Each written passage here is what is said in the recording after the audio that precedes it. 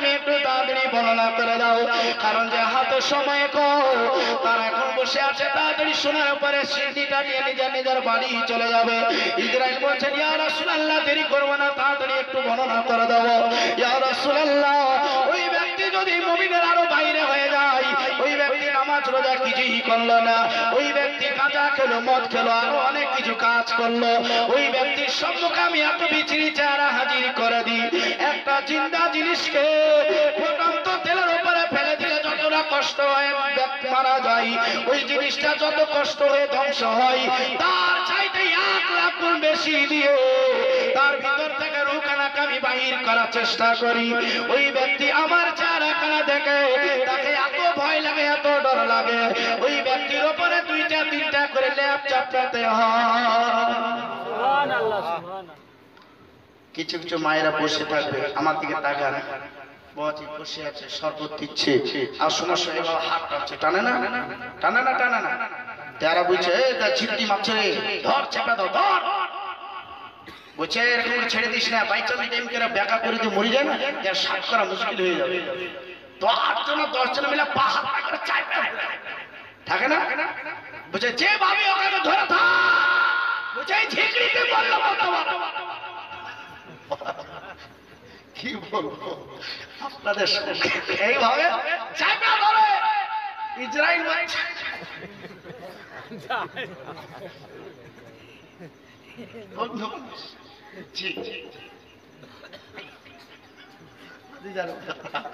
বন্ধু মানুষ, একই সঙ্গে আমরা পড়াশোনা করেছি, একই সঙ্গে বেরেলিতে নাইকের আমরা 6-7 বছর ছিলাম না, 6-7 বছর ছিলাম। আচ্ছা জানি মোহতারাম, আর আমার সালার আগে যে বক্তব্য রাখছিল একে তো আপনারা চিনতে পেরেছেন, পারেননি? মুফতি আব্দুল নবী, ওটা আমার ছোট ভাই।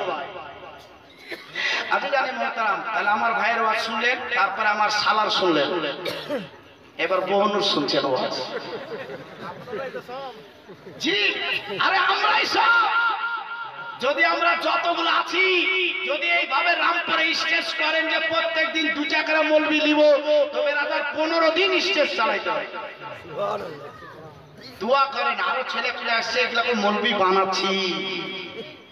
জি, আপনারা তার নিয়াত করবেন না যে আল্লাহ বেটা দিলে মলবি বানাবো, আপনারা নিয়াত করবেন না, আপনারা বলছেন ইঞ্জিনিয়ার বানাবো, প্রফেসর বানাবো, ব্যারিস্টার বানাবো। বাদি ভাইরা, কিন্তু একটা কমসে কম মৌলবি বানাতে, একটা হাফেজ করতে, একটা মুফতি করতে। আমার নবী বলে, যার বাড়িতে আলেমে দ্বীন আছে, সেই মা বাপের চেহারা হচ্ছে উজ্জ্বল, সে যাবে জান্নাতে। অনেক কিছু রাস্তা খোলা আছে, ততটা সময় তো আর নাই। একটু ইদাদতে বলতে গেলে বেরাদার জীবনী দরকার হয়, তাহলে জীবনী হলে পরে অনেক কিছু বলা যায়, আর যার সাথে তো হয় না, একটা কথা বলতে গিয়ে টাইম শেষ। তো চলে আসো, আমার নবী মুস্তাফা সাল্লাল্লাহু আলাইহি ওয়াসাল্লাম বলছেন, আচ্ছা তারপরে 4 নম্বর সূরা, বলছে 4 নম্বর সূরা, আমার 2 সাইডে বড় বড় হাতির মতো দাঁত থাকে, আর চোখগুলা লাল লাল একবারে আগুনের ফোঁয়ারা, এত জোরে প্রবাহিত হয়, আমার চেহারা দেখে পেশাব পায়খানা করে দেয়, এত ভয়। ইসরাইলের চেহারা দেখে আপনার সম্মুখে বর্ণনা করবে, সেই টাইম কেন দেওয়া হয় না, মারা যায়। তার জন্য আমরা জানি না, নবী আমার এটা বর্ণনা করেছেন, এটা শুনছি। ওই ইসরাইল আর রামপুরে সকাল 10টা একটা মারা যাবে, তো সকাল 10টায় একটা এত মারা যাবে আরবে, তো ওইটা জান কবজ করবে না, এটা করবে ইসরাইল একই সঙ্গে 2টাই করবো, সম্ভব হবে? সম্ভব হবে? কেমন করে হবে একটু বর্ণনা শুনতে হবে। মৌলানা হাফিজুর রহমান সাহেব এই রামপুরে জামে মসজিদ সব আপনার মুসাল্লিরা বলল, হুজুর আপনাকে টাকা পয়সা বেতন দিয়ে রেখেছি, রামপুরে যতগুলো বাড়ি আছে মসজিদের আন্ডারে সবাইকে আপনাকে দিনে দেখা করতে হবে, পারবে? সম্ভব হবে? সম্ভব হবে না, সবাইকে দেখা সম্ভব হবে না। কেউ ব্রাদার বাড়িতে আছে তো কেউ ভগবানুল্লাহ চলে গেছে, কেউ ব্রাদার বাড়িতে আছে তো কলকাতা চেন্নাই কাজ করতে চলে গেছে, তো প্রতিদিন দেখা সম্ভব হয় না। তো বলছে আপনি সপ্তাহে সপ্তাহে দেখা করেন, সম্ভব নয়। আপনি মাসে মাসে দেখা করেন, সম্ভব নয়। আপনি বছরে দেখা করেন, সম্ভব নয়। কেন? একজনকে দেখবে তার একজন বাথরুমে ঢুকে আছে, তাহলে সম্ভব নয়, সম্ভব নয়। কিন্তু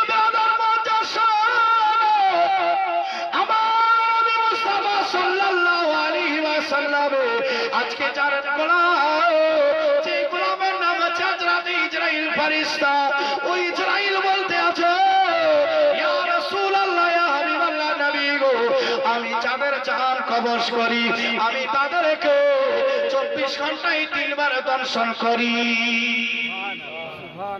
যাদের জান কবজ করব আমি 24 ঘন্টায় 3 বার তাদেরকে আমি দর্শন করি, আমি তাদেরকে 3 বার দেখা করি। ইসরাইল ফেরেশতা বলতে আছে আমি তাদেরকে দেখা করার পরে ওই ব্যক্তির দানা লেখা আছে না, আমি সেই খবরটা লাগাই। ব্যক্তির দানা থাকলে তো ভালো, আর দানা না থাকলে তার রূহটাকে আমি ছিনিয়ে নিয়ে চলে আসি, মারা যাই। ইসরাইল ফেরেশতা বলতে আছে ইয়া রাসূলুল্লাহ, ইয়া হাবিবাল্লাহ, আমি একই টাইমে আল্লাহ রাব্বুল আলামিন আমাকে 1 মিনিটে 70,000 মানুষের জান কবজ করার ক্ষমতা দিয়েছে। জোরে বলো 1 মিনিটে 70,000। ইসরাইল তুমি 1 মিনিটে 70,000, তাহলে তুমি একবার কেমন আমাকে দেখাও। এবার ইসরাইলকে আপনারা দেখেন, দেখবেন তো সবাই। পয়সা কিন্তু চাইনি, এই জালসা করতে ভালো লাগে, আর পয়সা জালসা ভালো লাগে না, এই দুটো কথা ফের দাও টাকা। আরে তো বলতে ভালো লাগে, শুনতে ভালো লাগে না, খুব ভালো লাগে। তবে ব্রাদার দোয়া করবেন গুনাহগারের জন্য। আমি আপনাদের জন্য দোয়া করব, আপনাদেরকে খুব ভালোবাসি, খুব ভালোবাসি, খুব ভালোবাসি। আমার নবী মুস্তাফার মোহাব্বত দিয়ে আপনাদের বেশি ভালোবাসি, কারণ নবী আমার আপনাদের ভালোবেসেছে। নবী আমার বলেন একটা গুনাহগার উম্মত যদি জাহান্নামে লাইনে থাকে, আমি নবী জান্নাতে দরজায় পাড়া ঘোরা, এর জন্য বেশি ভালোবাসি। আমার নবী মুস্তাফা বলে যে মেয়েদেরকে বেশি ভালোবাসো, মেয়েদেরকে কখনো তোমরা মারিও না। আমি নবী মেয়েদের উপরে কখনো হাত উঠাইনি। ও মুসলমান, আপনারা কখনো হাত উঠাবেন না। চলে আসুন। ইসরাইল বলছেন ইয়া রাসূলুল্লাহ, আমার সূরাটা তাহলে আপনাকে একবার দেখিয়ে দিই। আমি কত বড় একটা দেখিয়ে দিই, বুঝে দেখাও। আমার নবী মুস্তাফা দেখছেন ইসরাইলের একটা পা 7 জমিনের নিচে, আর একটা পা 7 আসমানের উপরে। জোরে বলুন সুবহানাল্লাহ। আমার নবী মুস্তাফা সাল্লাল্লাহু আলাইহি ওয়াসাল্লাম বলতে আছেন ইসরাইল, একটা পা তোমার জমিনের নিচে আর এক পা 7 আসমানের উপরে। ঘড়ি কিন্তু দেখবেন না, চুপচাপ বসে শুনেন, আর নালে চোখটা বন্ধ করে একটু আপনি নিন্দ পারেন। বাজি ভাই,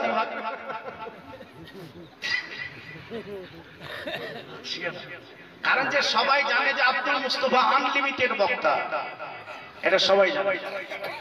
এলাকায় যত জায়গায় যায়, যারা সভাপতি থাকে, কমিটি থাকে, এরা কিন্তু টাইম বলতে ভয় পায়।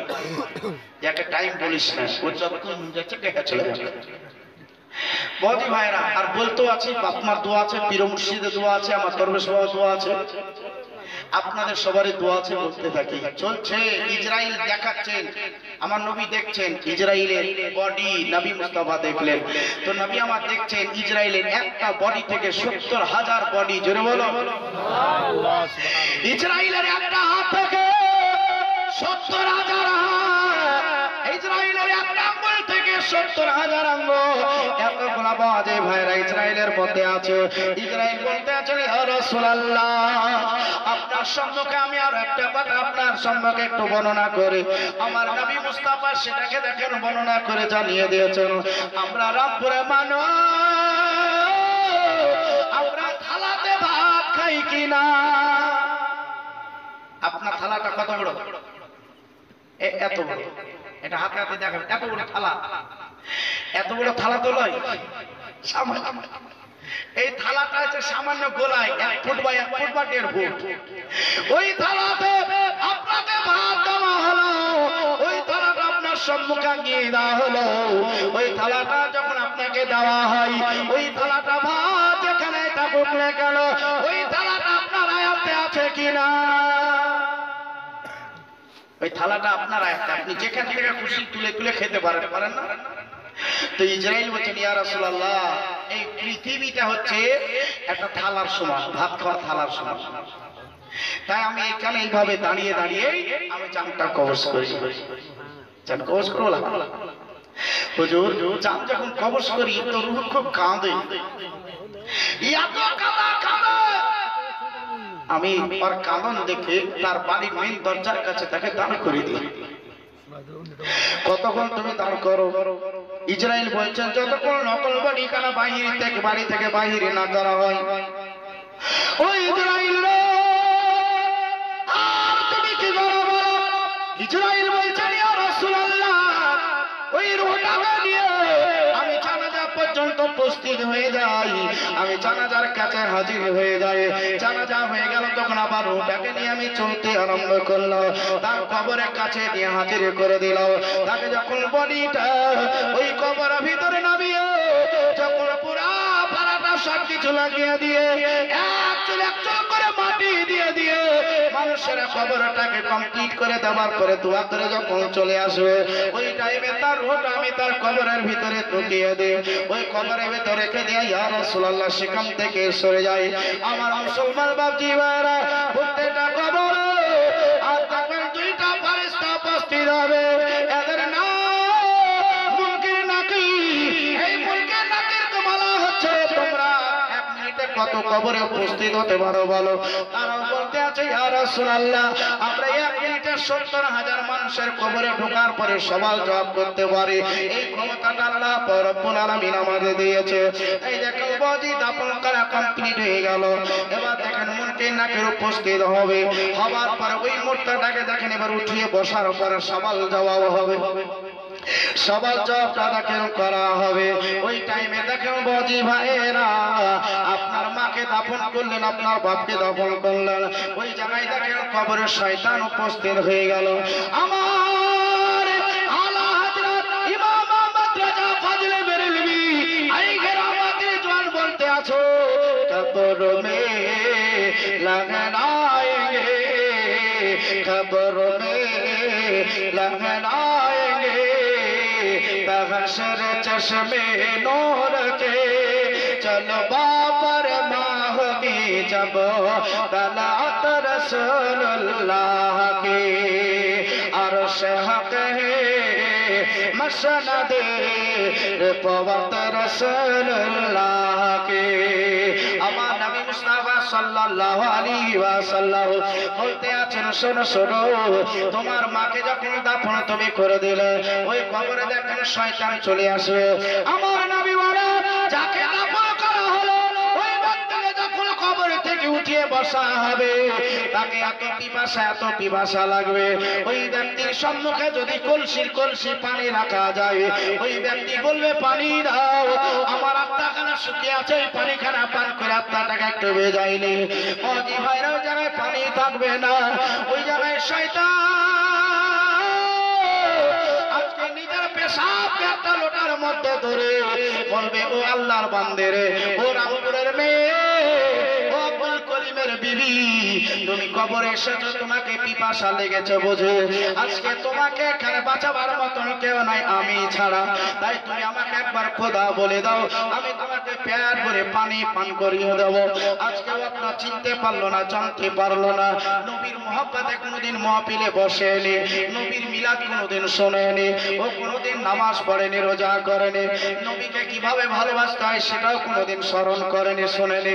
তাই দেখেন বাজিবারা, ওই ব্যক্তি চিনতে পারবে না, ওই শয়তানকে পানির তাড়নায় যখন খোদা বলে দিবে, সঙ্গে সঙ্গে ওই ব্যক্তি ইমানদার থেকে বেঈমান হয়ে যাবে, ওই ব্যক্তিকে আর পানি দেওয়া হবে না, শয়তান সেখান থেকে বিতাড়িত হয়ে যাবে। আমার নবী মুস্তাফা বলে, রামপুরের মেয়েরা,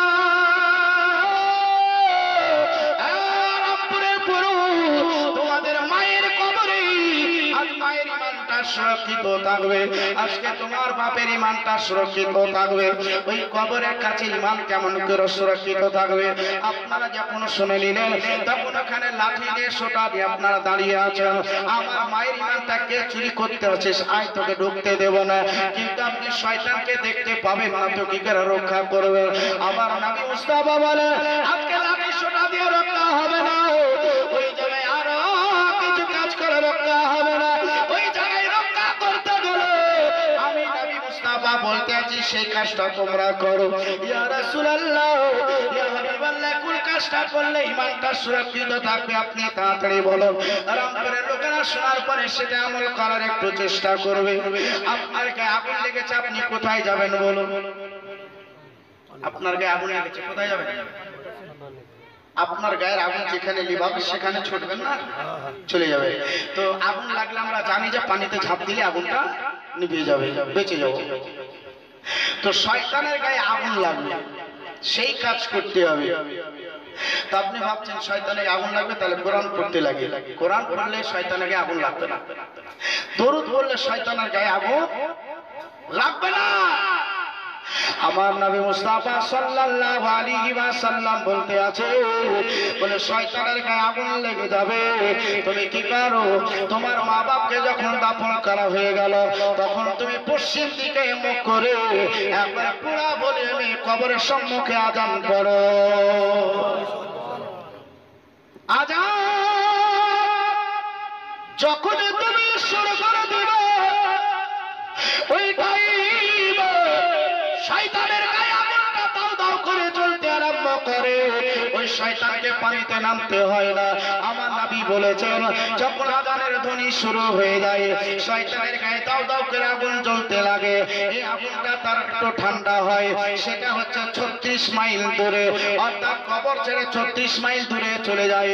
ওখান থেকে ঘুরে আসতে না আসতে আমার নবী মুস্তাফা মদিনাতুর রাসূল থেকে আপনাদের রামপুরে কবরস্থানে উপস্থিত হয়ে যায়। আমার নবী যখন এই কবরে উপস্থিত হয়ে যায় ওই টাইমে আর শয়তান প্রবেশ করতে পারে না। আমার নবী মুস্তাফা বলে, ও মনকির নাকি এদের সওয়াল জবাব করতে আছো, একটু তাড়াতাড়ি করে সওয়াল জবাব করো। অত কঠিন প্রশ্ন করিও না, এত কড়া করে তাদের করিও না। আমার এটা গোলাম, এটা আমার দিবানি, আমাকে খুব ভালোবাসতো, আমাকে চোখে দেখেনি রে, কিন্তু আমার নামে সবসময় দরুদ শরীফ পাঠ করতো। আমাকে চোখে দেখেনি রে, কিন্তু আমার মহব্বতে দাঁড়িয়ে দাঁড়িয়ে ক্যাম করতো, আমাকে হাজির নাজির মানতো। আজকে আলেম ওলামা দেখলে মাথায় কাপড় দিয়ে আদবের সহিত চলতো, আজকে এইভাবে চলতো। আর একে কি কষ্ট দিবে আমি নবী সহ্য করতে পারবো না। মুনকির নাকির বলতে আছে সওয়াল যখন করা হয় উত্তর ওখানে দিবে। আমার নবী বলছেন যখন কবরে আজান হয় মুর্দা ব্যক্তিরা কানে শুনতে পাই, ওই তিনটা প্রশ্নের উত্তর আজানের মধ্যে ভরা আছে, শুনে শুনে সে উত্তর দিয়ে দেয়। জোরে বলো সুবহানাল্লাহ। এবার কিছু ব্রাদার ওয়াহাবিরা আছে, এরা বলছে কোন আজান রে, কোন নামাজ পড়বে? এখানে আজান দিলে বলছে কোন আবার নামাজ পড়বে? ও বাবারা শুনেছেন, বহু আগেকার কথা বলছে, আপনারা শুনেছেন যখন পাড়াতে ছেলে পিলা হইতো তো আজান দিত না, দিত না, দিত না, আজান দিত। বাবাজি ভাইরা বেটা ছেলে এলে তো খুব আনন্দ হয় না? একবার আসার পরে আবার চাবি মসজিদে লিয়ে মাইক লাগিয়ে দিয়ে একবার বলছে আল্লাহ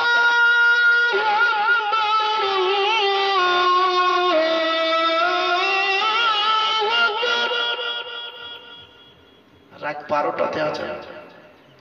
হ্যাঁ বাবা আবার কিসের আজান হলো? তো চো মনীষা জানো না এটা ছেলে হওয়ার আজান? জি, তাহলে আগে ছেলে পিলা মসজিদ আজান দিত, তারপরে যখন আস্তে আস্তে আলেম সমাজ আসতে লাগলো তো মসজিদ ছেড়ে দেয় বা বাড়িতে ছেলে উঠান মানে আগিনা, তো আগিনা তারপরে পুরো ভোলে আজান শুনে তো সব লোক ছুটে চলে আসতো। কি হলো তোর বাড়িতে? তো বলছে লাতি হয়েছে, তাই আজান দিলে। তো যখন আসলি তো একটা লাড্ডু নিয়ে লাড্ডু খেতে খেতে চলে গেল। তাই আবার যখন আর একটু শিক্ষিত সমাজ আসলো তো ওইটা একটু চুপ হলো। এবার কি হলো বাবাজি, আমার নবী মুস্তাফার ফরমান, আলেমে দ্বীন আসার পরে, ফুকায়ে কেরামগণ আসার পরে বললেন এইভাবে দিতে হবে না, ডান কানে আজান দাও, বাম কানে ইকামত দাও। এইভাবে দিই না দিই না, এভাবে তো দিই। বেটা ছেলে হলে দিই, আর বেটি ছেলে হলে, বেটি ছেলে হলে দেয় না। হায় রে হায়, হায় আফসোস। আরে এটাও আল্লাহর নিয়ামত, ওটাও আল্লাহর নিয়ামত। বেটা হলো আজান, বেটি হলো আজান, দুটাই কি দিতে হবে? তো যে মুন্সি সাহেব এখন আজান তো দিবার তো উপায় নাই। কেন উপায় নাই? তো যে সবই তখন নার্সিং হোম, তো যে ইমাম তাহলে ভাড়া করে ওখানে তুই আসি গে, বলে ছেলে পিলা হবে না, ফুকায়ে কেরামগণ বললেন না, ওখানে 7 দিন থাকার পরে যখন বাড়ি আসবে, তো বাড়ি আসার পরে বাচ্চাটাকে ধোলাই করো, তার মাকে গোসল দাও, দেওয়ার পরে বাচ্চার কানে আজান ইকামত শুনিয়ে ঘরে ঢুকাও। এটাই বলা হলো। কেন তুমি নার্সিং হোমে যাবা? ওখানে যদিন থাকবে থাকবে, আসার পরে বাড়িতে আজান দিয়ে ঘরের ভিতরে ঢুকাবে। জানা যদি না থাকে আর জেনে নিলে এই কাজটা অবশ্যই আপনারা সবাই করবেন। ওই মা বোনেরা শুনে নিলেন। আর একটা মশলা আছে কি জানেন, দেখাচ্ছে যে ওই এলাকাতে বেটা ছেলে নাই, আজানটা দিবে কি? বেটা ছেলে নাই, আজানটা দিবে কি? এর ফায়সালা শোনার জন্য এখন 8 ঘন্টা বসতে বলবো, থাকবেন তো? আরে বাপ রে, মুফতি সাহেবের বেটা, তুই যতই বলো আমরা কিন্তু হিলছি না। তো দেখি আজকে হিলছা কে হিলছে। আজ আপনারই দিন কি আমারই দিন, খান কালসা করি আর না। জি আজ জানে মোটা চলে আসুন বাবাজি আমার এইদিকে লক্ষ্য রেখে। তবে রামধনীরাকে বলো ভাইরে ভাই তোর বলে ইশারা করিস নাকি? হ্যাঁ, কারণ যে শিরনি খাবেন, বেশি রাতে খাইলে আপনাদের গ্যাস হয়ে যাবে। গ্যাস যাতে না হয় তার জন্য দোয়াও করতে হবে। একটা দোয়া আছে, ওটা যদি করেন তো গ্যাস সহজে হবে না, কিন্তু ওটা তো আমল করি না, তাই ব্রাদার গ্যাসের বেশি লোড হয়ে আছে। চলে আসুন, আমার নবী বলছেন উপস্থিত হই, আর হওয়ার পর একটা প্রশ্ন করে। প্রথম প্রশ্ন কি? প্রথম প্রশ্ন কি? আপনারা মিলাদ শুনছেন তাও মনে নেই, ভুলে গেছেন বলে। আর মাধ্যমিক পরীক্ষা দেওয়ার লেগে 6 মাস আগে থেকে ফজরের নামাজ পড়ছে। কি ব্যাপার? মৌলভী সাহেব আমার সামনে পরীক্ষা ফেব্রুয়ারিতে, তো আমি আজ থেকে ফজর আজান দেবো। তো ভাব আধা ঘন্টা একটু 60 হইতে বাবু, পরীক্ষা শেষ, নাই দেখা যাচ্ছে কি ব্যাপার রে? পরীক্ষার লেখা পড়ছে। তো পরীক্ষা, তার জন্য সারা সারা সারা রাত্রি পড়ো। এত মোটা মোটা কেতাব কবার যে খতম তুলে তা ঠিক নাই। হ্যাঁ, আর সামান্য 3টা কথার খতম, এটা তোমাদের মনেই থাকে না। কি?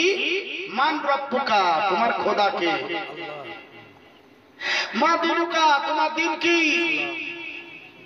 এটা বলবে বাবাজি ভাইরা। মান নবিয়ুকা, তোমার নবী কে?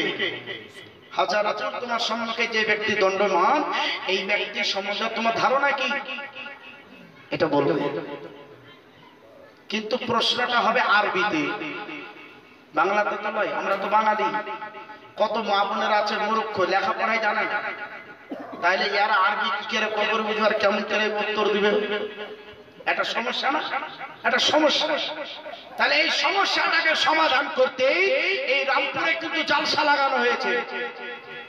আমার ভাইরা, আমার বাজে ভাইরা, আমার নবী মুস্তাফা সাল্লাল্লাহু আলাইহি ওয়াসাল্লাম বলতে আছেন, আমার ভাষাতে কবরে প্রশ্ন করা হবে, আমার ভাষাতেই তোমাদেরকে উত্তর দিতে হবে।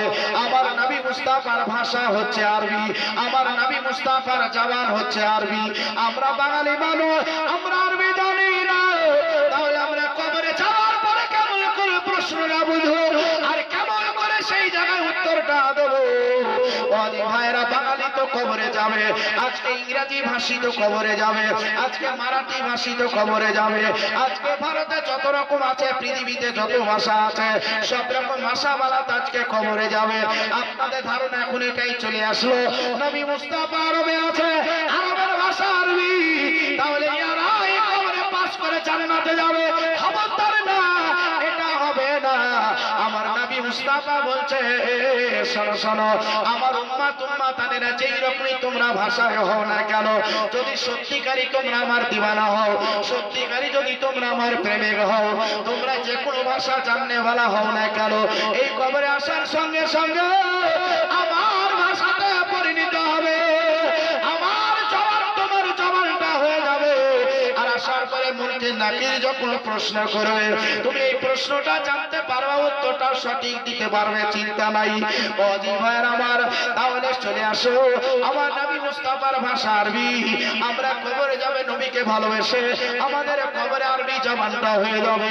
যখন বলবে মান রব্বুকা, তোমার খোদাকে, সঙ্গে সঙ্গে বলবো রব্বি আল্লাহ, জোরে বলুন সুবহানাল্লাহ। বলবে মাদিনুকা, তোমার দিন কি, সঙ্গে সঙ্গে বলবো দ্বীন ইসলাম, আমার ইসলাম ধর্ম আমি মানুষ। বলবে মান নবিয়ুকা, তোমার নবীকে, সঙ্গে সঙ্গে বলবো হুয়া মুহাম্মাদুর রাসূলুল্লাহ সাল্লাল্লাহু তাআলা আলাইহি ওয়াসাল্লাম। আমার নবী বলছেন মুলকি, আর একে বিরক্ত করিও না, আর একে কষ্ট দিও না, এর জন্য জান্নাতি বিছানা তাড়াতাড়ি করে তুমি নিয়ে চলে আসো। আজকে জান্নাতি বিছানা আপনাদের রামপুরের কবরস্থানে দেখেন নবী মুস্তাফা দিয়ে আসাবেন, আসার পরে ওই জান্নাতি বিছানা দেখেন বিছিয়ে দিয়ে আজকে সেই জায়গাটা আরামের ব্যবস্থা করা হবে। ওই দেখেন আরাম করতে তারা শুরু করে দেবে। আজকে দেখেন তারা চোখ বন্ধ করে ঘুমাইতে আরম্ভ করবে। আমার নবী মুস্তাফা বলেন, ওই ব্যক্তিকে আরাম করতে দেওয়া হলো, ওই ব্যক্তি কবরে কতদিন আরাম করবে ইয়া রাসূলুল্লাহ?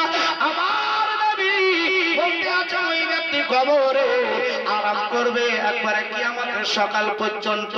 ছেড়ে বলো, ওকে আর কষ্ট দেওয়া হবে না, কষ্ট করতে দেওয়া হবে না। আমার মা বোনেরা, আজকে লক্ষ্য রেখে নবী আমার বলতে আছেন, কবর উপস্থিত হয়, এই নবীর মহব্বত ভালোবাসা আমাদের সকলকে করতে হবে। তাহলে একটা কথা মনে পড়ে গেল, সাচ্চি হেকায়াতের ঘটনা তোমাদের সম্মুখে বলি। বুখারী দ্বিতীয় খণ্ডতে লেখা আছে, সাদকায়ে জারিয়ার দিকে বলতে আছি। শোনো শোনো আমার মায়েরা, আজকে আমার পাড়ার প্রতিবেশী বন্ধুরা শোনো, আমার নবী মুস্তাফা সাল্লাল্লাহু আলাইহি ওয়াসাল্লামের দেশে একজন ব্যক্তি কাজ করার জন্য গিয়েছিল। ওই ব্যক্তি অসুখ হয়ে যাওয়াই ওই ব্যক্তি দেখেন মারা যায়, তাকে কবরে দাফন করে দেওয়া হলো, সরকার কবরস্থানে দাফন করে দেওয়া হলো। এই দেখেন কবরে বাজি আছে। প্রত্যেকদিন সন্ধ্যাবেলায় প্রত্যেকটা কবরবাসী আপন আপন মাথাতে বসে যাই, বসার পরে চিন্তা মানুষ এইরকম আলাপ আলোচনা করি, ওই রকম কবরবাসীরা কথাবার্তা বলে, যে কথাবার্তা বলে, তোমার কবরে এত নেকি কেমন করে আসলো বলো, তোমার কবরে এত নেকি কি করে আসলো বলো। বলবে আমার বেটা বেটিরা তো ভালো, আমার জন্য সবসময় তারা কোরআন তেলাওয়াত করে নেকি পৌঁছাই, আমার এলাকার মানুষরা এত ভালো, আসার পরে এইভাবে নেকি দিয়ে যায়, রামপুরের মানুষরা এত ভালো, তারা কম বেশি প্রতিদিন আসার পরে কবরটাকে জিয়ারত করে যাই। সুবহানাল্লাহ। এইভাবে দেখো বলতে বলতে তাদের আলাপ আলোচনা হয়। ওই যে ব্যক্তি মারা গেছে, ওই ব্যক্তির কবরটা অন্ধকারী অন্ধকার, আজকে 3 বছর হলো মারা গিয়েছে। ওই বাচ্চাটা কবরে শুধু অমা করে কাঁদে, ওই বাচ্চাটা শুধু কাঁদে। ওই কবরবাসীরা পার্শ্ববর্তী এলাকার কবরেরা জিজ্ঞাসা করে, ও বাচ্চা কিসের জন্য তুমি কাঁদছো বলো, তোমার কি কেউ নাই, তোমার জন্য কি কেউ নেকি করতে পারে না, তোমার যে ভাগ্য তুই খারাপ, আজকে তোমার কয়েক বছর হয়ে গেলে একটা নেকি তোমার কবরে আসলো না। ওই বাচ্চাটাই শুধুই কাঁদে গো। অন্ধকার কবরে থাকতে থাকে কতই না ভয় লাগে, অন্ধকার কবরে থাকতে থাকে না কত কষ্ট হয়। কিন্তু বুঝি ভাইরা, আল্লাহর ওলি যারা সত্যিকারী হয়ে যায়, এরা সব কিছু জানতে পারে, বুঝতে পারে। তাই দেখেন মুসলমান বান্দিরা, একজন আল্লাহর ওলি আজকে কিছু মুরিদকে সঙ্গে করে নিয়ে রাস্তায় চলতে চলতে একটা কবরস্থান দেখতে পেল, মাগরিবের টাইম হয়ে গেল। বলতে আছে, ও বাবারা, তোমাদের যদি অজু ডাকে, আসো আমরা এখানে নামাজটাকে জামাতের সহিত আদায় করে নিই। বাজে নামাজটা তো হয়ে গেল, বলছে হুজুর সন্ধ্যা লেগে গেছে, আমার বাড়িতে আজকে আপনি আরাম করবেন। আজকে রামপুরে হুজুর আসবে,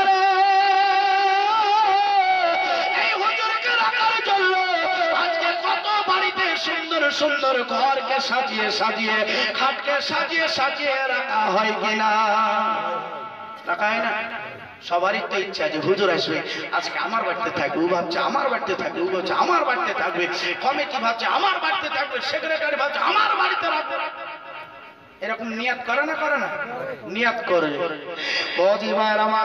কিন্তু হুজুর আজকে মাগরিবের নামাজটাকে আদায় করে নিলেন।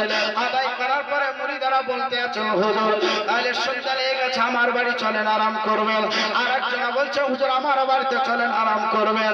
আজকে হুজুর বলছে, আল্লাহর ওলি বলছে, আমি তোমাদের বাড়িতে আরাম করতে যেতে পারি না, সবচাইতে সুরক্ষিত জায়গা আমার মুরিদেরা তোমরা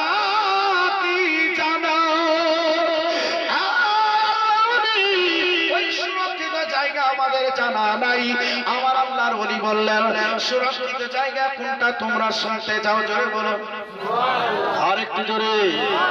আপনি বাড়িতে থাকবেন, আপনাকে বাড়িতে ভয় লাগবে, বাড়িতে আপনাকে চুল ভিত তেরোতে ধরবে, আপনাকে মসজিদে ভয় লাগবে, আপনাকে মাদ্রাসায় ভয় লাগবে, আপনাকে রাস্তাতে ভয় লাগবে, আপনাকে গাছের তলে ভয় লাগবে, আপনাকে জমিতে চলতে গেলে ভয় লাগবে। কিন্তু বাজি ভাই আমার সব পৃথিবীর মধ্যে এমন একটা জায়গায় আছে গো, ওই জায়গাতে কোনো ভয় ডার কিছুই লাগে না, সেটা হচ্ছে কবরস্থান। জোরে বলো। ও মায়েরা আস্তে আস্তে সুবহানাল্লাহ বলবে, বলতে কিছু কান্দুশকিরি করো না, কবরে বুঝবা ঠেলা, তাহলে আস্তে আস্তে বলে দিবা সুবহানাল্লাহ। তো সবচেয়ে সুরক্ষিত জায়গা কোনটা? কবরস্থান। এই কবরস্থানে ভয় লাগে না, কিন্তু মানুষ তো ওখানে তো থাকে না, বাজে ভাড়া তার ভয় লাগে, কি জানি রে কি আছে রে, ঘরে ঘরে কি আছে রে, এরকম করে। এই কত রকম কি আছে বাবাজি ভাই। এই গুনাহগার কবরস্থানের বাবাজি ভাই একদিন দুই দিন নয়, কমবে 3.5 বছর কাটিয়েছি, একা একই কাটিয়েছি। এমন একটা সমাজ আজই জানে মোহতারাম, কবরস্থান সবচাইতে সুরক্ষিত জায়গা। তো আল্লাহর ওলি বলছেন বাবা তোমরা আরাম করো না, আমি কবরস্থানে আজকে থেকে যাই, আজকে কবরবাসীদের একটু হালকা করতে একটু খবরটা লাগিয়ে সকালবেলায় চলো আমরা সবাই রওনা হয়ে চলে যাবো। ঠিক আছে, যখন হুজুর আসবেন না তাহলে আর বাড়াবাড়ি করার কি দরকার নাকি? ঠিক আছে হুজুর, তাহলে আসসালামু আলাইকুম। ওয়া আলাইকুম আসসালাম। হুজুর সুন্দর করে একটা জায়নামাজ সাত করে পেড়ে দিয়ে বেরাদার মুআজ্জাজ আসনে বসে গেলেন। বসে যাওয়ার পর একটু জিকির করছেন, আল্লাহ আল্লাহ আল্লাহ, একটু জোরে, আল্লাহ আল্লাহ আল্লাহু লা ইলাহা ইল্লাল্লাহ, আল্লাহ আল্লাহ আল্লাহ আল্লাহ আল্লাহু লা ইলাহা ইল্লাল্লাহ, জোরে আল্লাহ আল্লাহ আল্লাহ আল্লাহ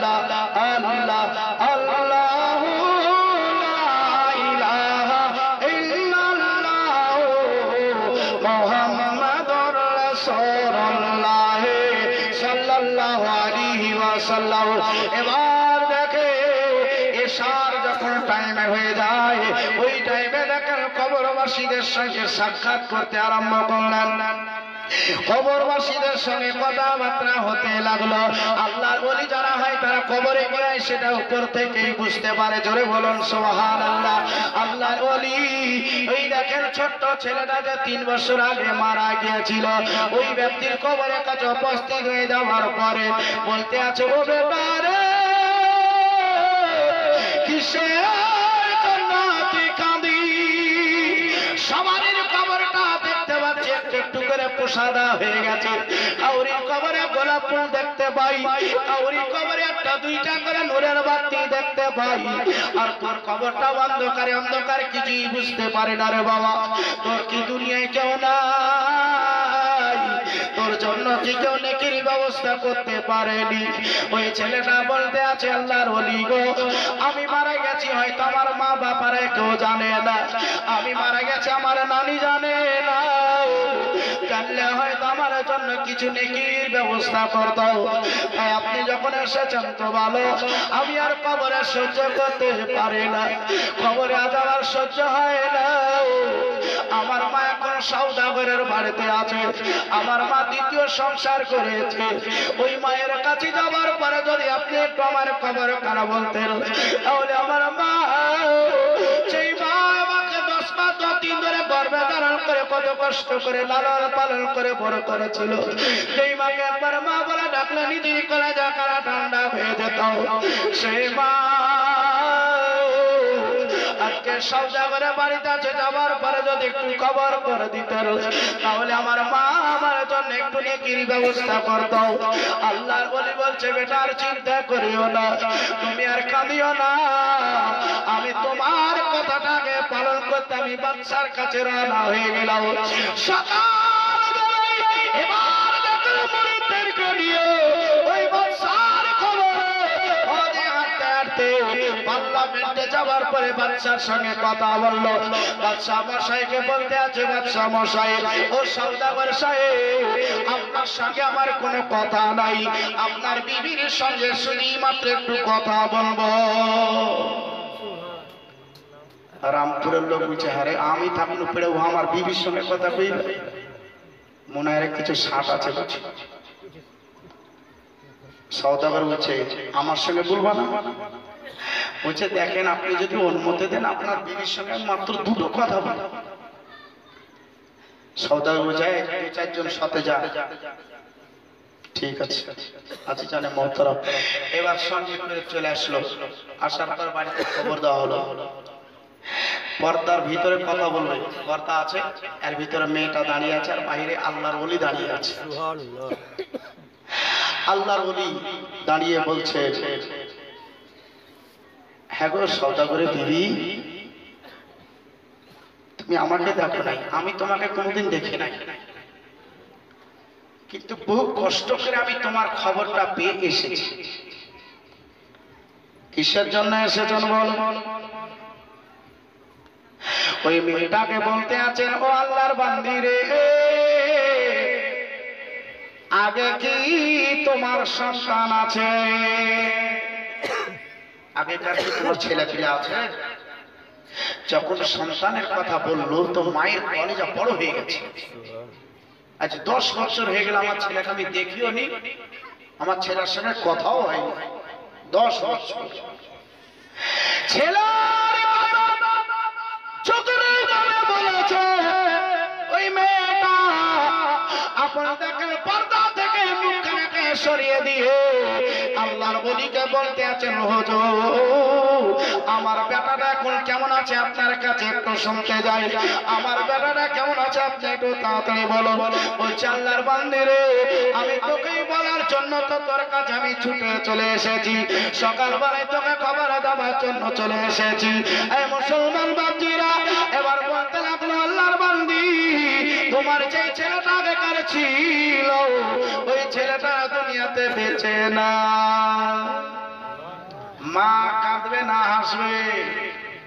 জোরে বলে না, মা কাঁদবে না হাসবে? মা চোখের পানি ঝরিয়ে ঝরিয়ে কাঁদতে লাগলো, বলতে আছেন, হুজুর আমার ছেলে মারা গেছে। বলা, তোমার ছেলে সেই কারকার কবরস্থানে দাফন করা আছে, তোমার ছেলের কবরে কতদিন আযাব চলতে আছে গো, তোমার ছেলের কবরটা অন্ধকারই অন্ধকার, ওই ছেলের জন্য যদি পারো তুমি নেকির ব্যবস্থা তাড়াতাড়ি করো। মা ওই কথা কারা শুনবে? মার মনটার ভালো নাই, মা দেখেন বারান্দায় বসে বসে মনটা খারাপ করতে আছে গো, চোখে দেখে এক ফোঁটা করে পানি। সওদাগর আসার পরে বলতে আছেন, বিবি তোমার মনটা কিসের জন্য খারাপ? এর আগে তোমার কোনোদিন মন খারাপ করতে দেখি নাই, কোনোদিন তোমাকে চোখের পানি ফেলতে দেখি নাই, কিন্তু আল্লাহ ওয়ালা একজন আসার পরে তোমাকে খবর দেওয়ার পর থেকে তোমার মনটা খারাপ। ব্যাপারটা কি আমাকে একটু খুলে খুলে তুমি একটু বলো। এবার দেখেন মেয়েটা খারাপ হওয়ার পরে আপন স্বামীর হাতটা ধরে বলতে আছেন, আপন সন্তান স্বামী ও আপনাকে তো আমি বলতে পারছি না, তবে না বললেও পাই উপায় নাই, আপনার কাছে এসেছে, আপনার হুকুম মোতাবেক আমাকে চলতে হবে। আপনাকে বলতে আছে, আমার আগেকার স্বামীর একটা সন্তান ছিল, আমার কালেজার টুকরা, ওই বেটা আমার আজ 3 বছর আগে মারা গেছে। ওই কবরে দাফন করা আছে, তার কবরে কত আযাব চলতে আছে, এই কবরটা যাবার জন্য আমার কাছে ছুটে এসেছিল। ওই বেটার জন্য একটু নেকি করতে হবে গো স্বামী, আপনার কাছে আমি একটু অনুমতি চাইতে আছি। আপনি যদি আমাকে একটু অনুমতি দেন, তাহলে আমার সন্তানের জন্য আমি একটু নেকির ব্যবস্থা করব। বলতে আছে, বিবি রে, আমি তোকে অনুমতি দিচ্ছি, আমার সংসারের কাজগুলো গোছানোর পরে যদি সময় থাকে তবেই তোর বেটার জন্য নেকি করবি, তবেই তুই নেকি করবি, তার আগে না। মা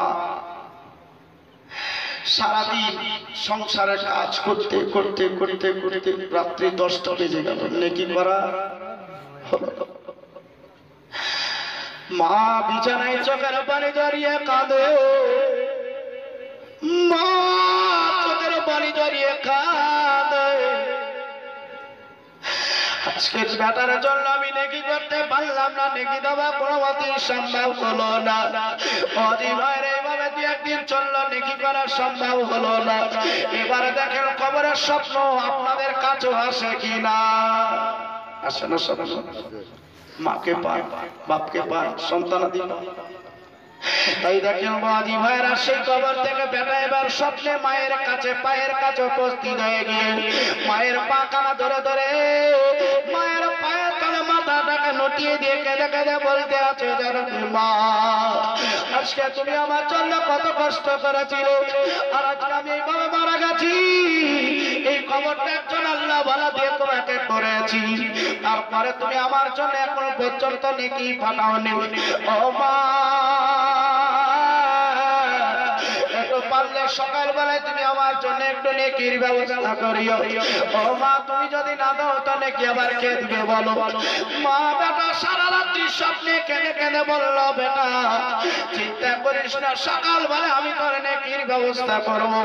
এবার সকাল হয়ে যাই, সারাদিন কাজ করতে করতে নেকি করা হলো না, ভুলে গিয়েছে। অজি ভাইরা আবার দ্বিতীয় দিন চলে আসলো, আসার পরে বেটা বলতে আছে, মা তুমি আমায় কথা দিয়েছিল নেকির জন্য, কিন্তু নেকি তুমি করো নাই। ও সকালবেলায় আমি নেকির ব্যবস্থা করব, তারপরে আমি সংসারে কাজ কর্ম করব, কিন্তু বাচ্চার অর্ডার, সওদাগরের অর্ডার ওইদিকে লক্ষ্য করতে গিয়ে আর দেখেন বেটার জন্য নেকি করা হলো না। পরস্পর 3 দিন একই স্বপ্ন দেখলেন। বেটা এসে কত না মায়ের কাছে কেঁদেছিল, মায়ের পা ধরে কেঁদেছিল। মা দেখালো স্বপ্নে আজকে কত এরা চোখের পানি জড়িয়েছিল। বেটা তুমি আমার কাছে থাকলে হয়তো তোমার এইরকম কষ্ট কারো কথা না। আজকে 3 বছর ধরে তুই কবরে আযাব বইতে আছো রে বেটা, আমি জানতে পারিনি, জানতে পারলে আমি তোমার জন্য নেকি করে দিতাম। জানো না বেটা, আজকে অবশ্যই তোমার জন্য আমি নেকির ব্যবস্থা করবো, চিন্তা করিও না। এই বলে মায়ের কাছ থেকে বিদায় নিয়ে দেখেন এবার চলে গেলেন। মা বেটার জন্য এখনো নেকি করতে পারলো না।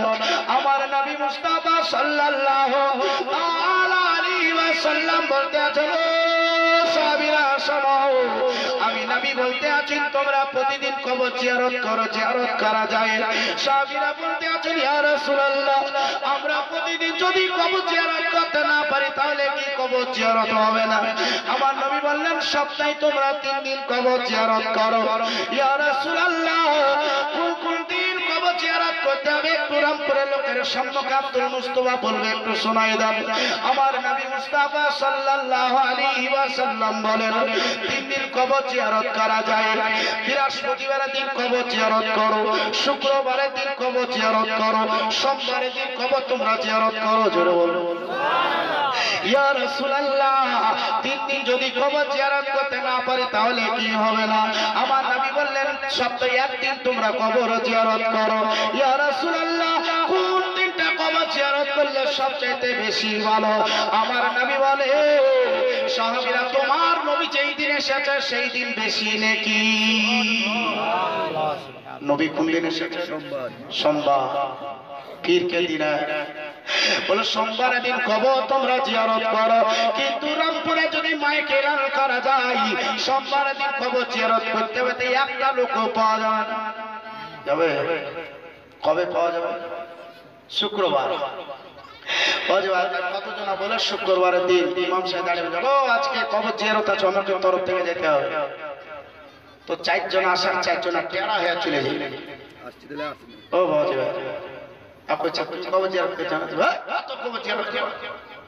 শুধু রোজই একবার লাগিয়েছে কবর জিয়ারত কবর জিয়ারত। ও বাজে ভাইরা ওর কি আত্মীয় স্বজন কবরে নাই? আছে না? নাই। আমার নবী বলেন যে কবরে যারা আছে এদের আত্মীয় স্বজনের যখন সামনে যায় তো কবরবাসীরা ওদেরকে চিনতে পারে।